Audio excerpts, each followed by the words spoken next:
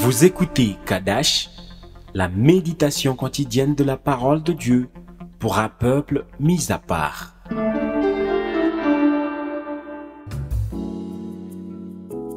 Shalom bien-aimés en Christ, aujourd'hui nous allons prier selon la parole de Dieu. La Bible nous parle d'un homme qui a prié pour le changement de son histoire. Cet homme avait reçu un nom qui signifiait souffrance, pénible, douloureux. Alors il comprit que si ce n'est par l'aide de l'Éternel, il allait vivre malheureux sur terre. Alors il décida de changer son histoire à travers la prière. Et il dit: Seigneur, si tu me bénis et que tu étendes mes limites, si ta main est avec moi et si tu me préserves du malheur en sorte que je ne sois pas dans la souffrance. Et Dieu accorda ce qu'il avait demandé. C'est écrit dans 1 Chronique chapitre 4 le verset 9 à 10. Il s'agit de Jabez. Il n'avait pas reçu l'héritage du malheur à travers ses ennemis. Il avait reçu cet héritage de la part de sa propre mère. La Bible dit qu'elle lui a donné ce nom parce qu'elle l'avait enfanté avec douleur. Mais Jabez s'est décidé de renoncer à cela en disant à Dieu: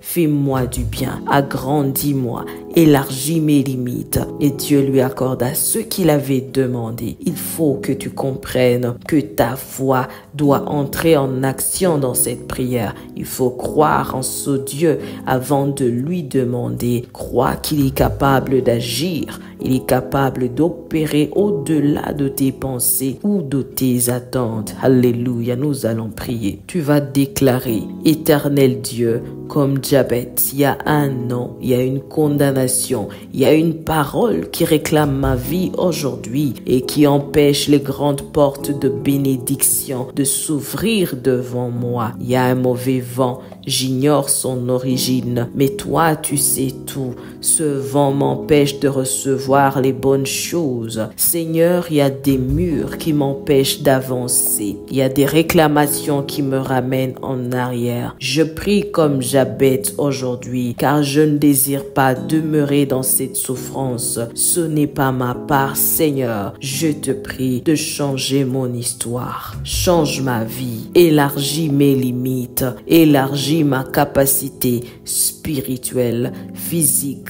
matérielle et financière. Ouvre les grandes portes de fer qui ont refusé de céder devant moi. Seigneur, ordonne la délivrance dans ma vie. Rends-moi libre dans ton amour pour toujours. Au nom de Jésus-Christ. Amen.